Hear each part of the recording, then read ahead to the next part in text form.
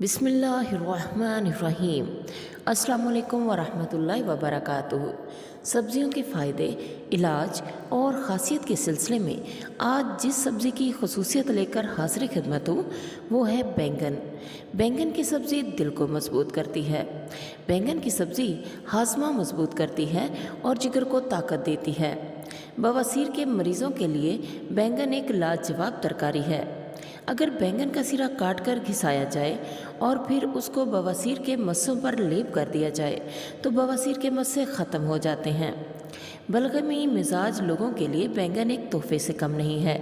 बलगम ख़त्म करने के लिए बैंगन के छिलके को उतार कर उसका भरता बनाकर इस्तेमाल किया जाता है। बैंगन खुश्क मिजाज सब्ज़ी है। बैंगन में सिरका या अनारदाना मिलाकर पकाएं तो गर्मी और खुश्की के असरात कम हो जाते हैं।